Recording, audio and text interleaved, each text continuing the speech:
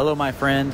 This is an audio blog for Simply4Jesus, Monday, August 7th, 2023.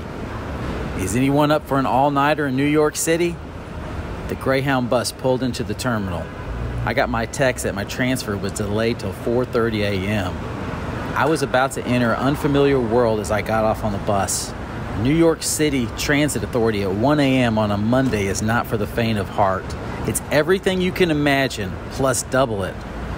A Greyhound lady started to say it was canceled as I walked into the terminal, and it wasn't going to leave at 4:30 a.m. I had hit a double whammy in the last 24 hours. I frantically started to look at options at Greyhound, but everything seemed to put me too late in Buffalo.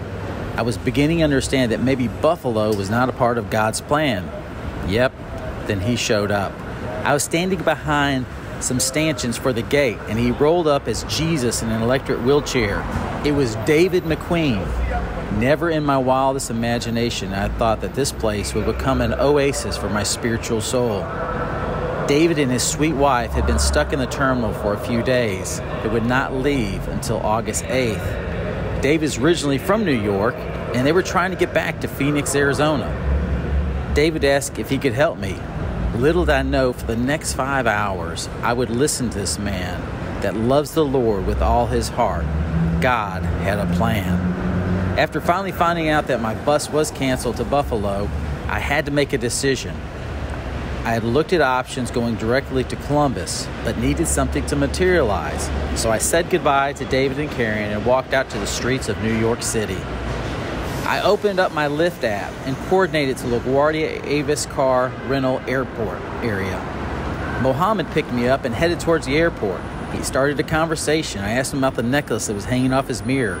He mentioned that he was studying Islam. His parents were both very devout Muslims, and he was just at the point if he wanted to see if it was something for him. I had the opportunity to tell him what I was doing, to tell people about Jesus. He listened, and we finally arrived at the airport. So now, I was about to drive an 8-hour trip, no rest, from New York to Columbus. That sounded really logical, didn't it?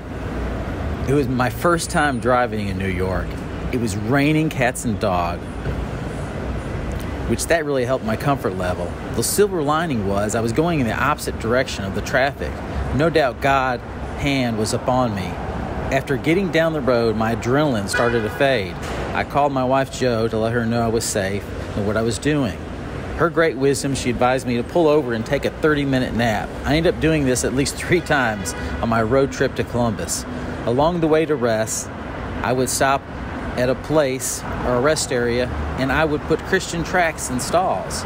It's one of those simple comfort Christian moves that make you feel better, but you never know. Finally, I arrived at my cousin Beth's house and was greeted by her grandkids and her waving ribbons. I pulled up and I started honking my horn with glee. The girls began waving the ribbons even more. After I got inside, the girls told me that after an awesome week at VBS, they both had accepted Jesus. No greater joy than to hear a child explain the gospel to you. I received my double blessing today, and my soul was full.